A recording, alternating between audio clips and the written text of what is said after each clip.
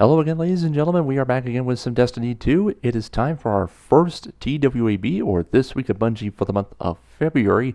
This one here is for February 6th. This is going to be a bit of a long one here. We're going to be talking about the progress of the donated fractaline, information about InnoTam, Crimson Days, a hotfix coming our way, and a preview of our Sandbox changes coming up in Season 10. But without further ado, let's just get right into it here. So, Bungie's latest weekly update just went live for February 6th, and we already had a wild week so far in Destiny 2. We had our fourth and final sundial boss called InnoTam, now available on both difficulties. They eventually made their grand entrance into the sundial. We've eventually defeated him, thank heavens.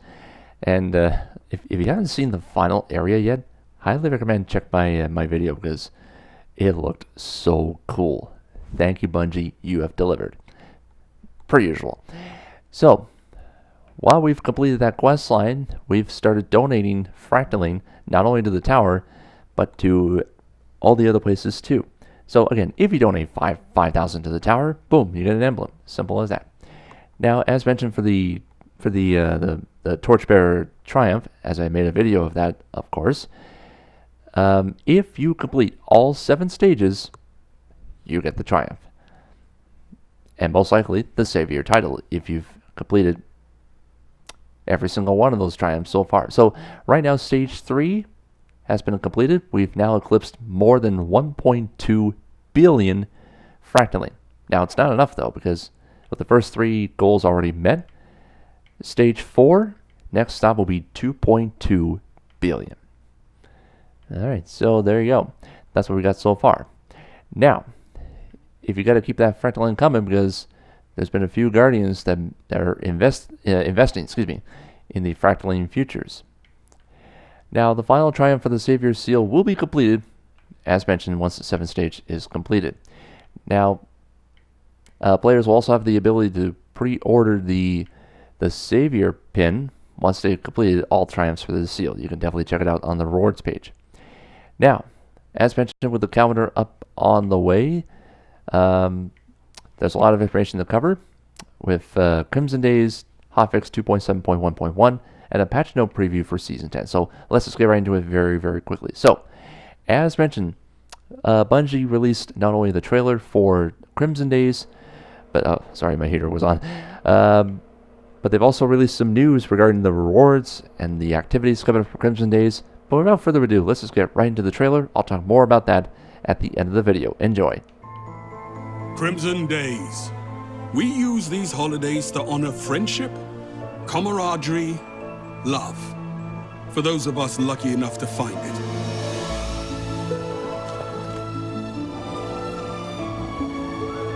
With your partner at your side, nothing, no one can stop you. If anyone ever asks you who brought you two together, you tell them it was me.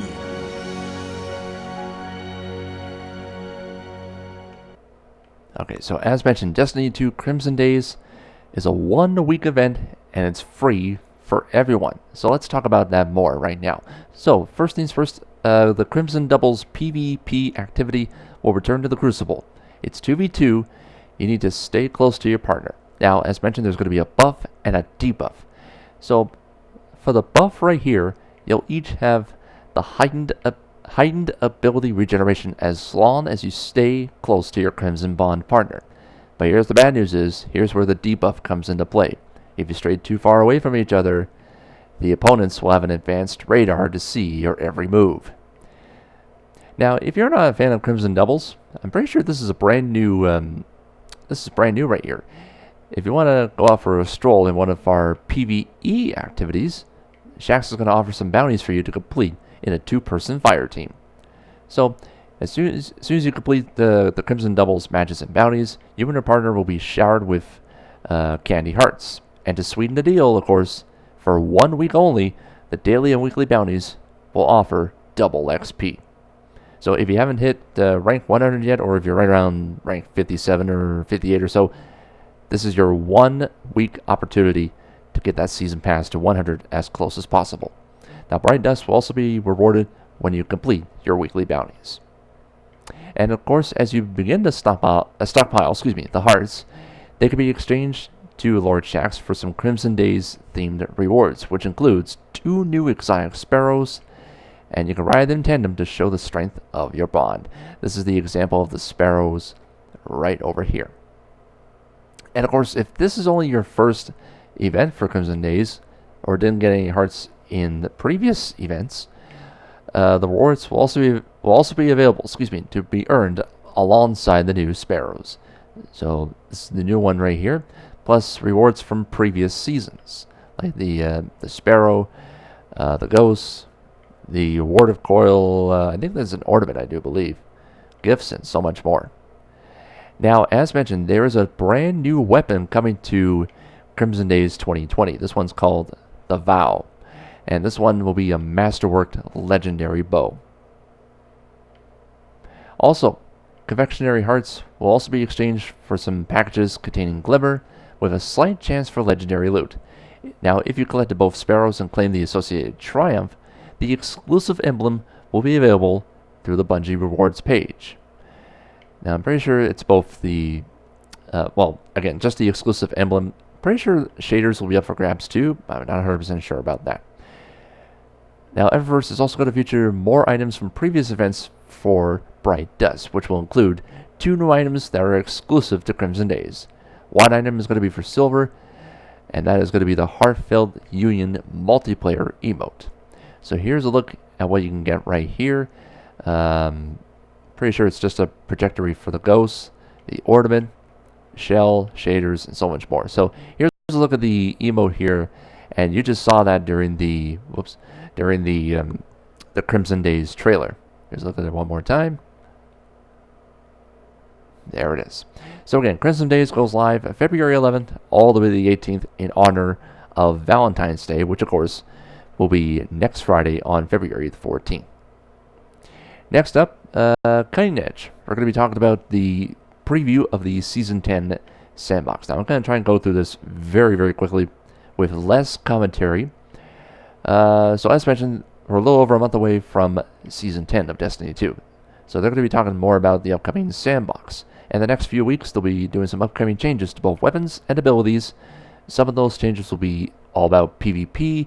The others will focus more on PvE. So they're going to talk about swords first. So here's a look at the first 2 paragraphs over here. And again, if you want to pause and look at those paragraphs, by all means, that's perfectly fine. This paragraph here about the dev team. This one about sword energy. And again, I'm just trying to go through this as quickly as possible. Don't want to look like a 12-year video, of course. What else? Let's see.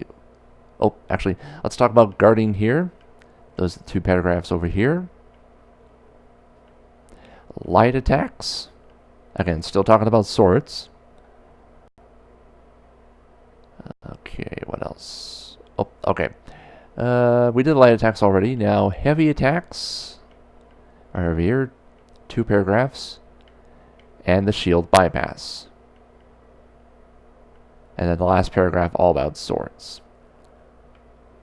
So there you go. That's the information about the swords. Now, we have Hotfix 2.7.1.1 coming our way very, very soon. But before we talk about that, we have some information regarding the Ephrabian Restoration. Now, if you guys don't know what the Ephrabian Restoration quest is all about, well, according to the DPS, they noticed that some players were confused on how to participate and contribute the polarized fractaline. So, all you have to do is complete the Bright Light quest from Saint 14. So, how to unlock it? You need to complete the following objectives here. First things first, complete the following quests from Osiris, A Matter of Time. I'm pretty sure it's Quarters of Time, Part 1, Part 2, pretty much every single quest line from Osiris. And then all you have to do is complete the Saint 14 quests, Tribute to the Colonies, Cornerstone, and A Guardian's Duty. You have to complete every single one of those in order to unlock the Ephrabian Restoration quest line. Otherwise, you're in big, big trouble.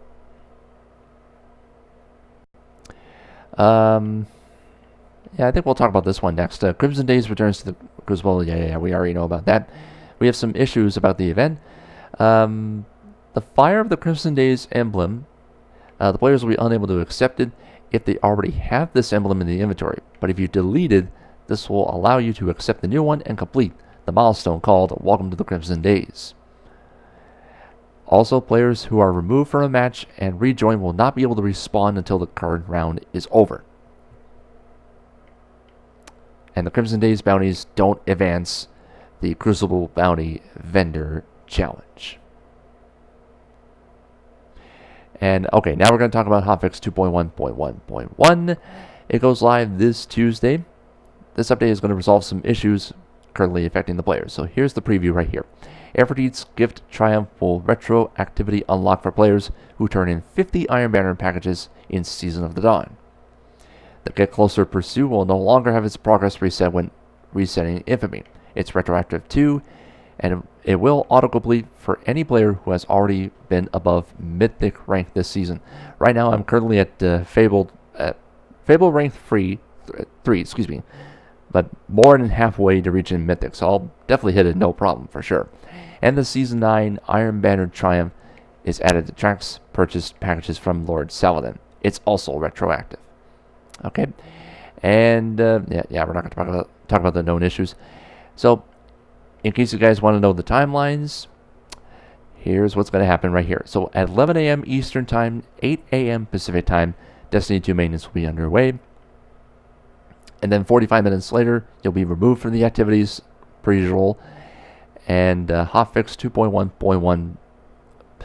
Let's try that again. 2.7.1.1. Yeah, I got it right.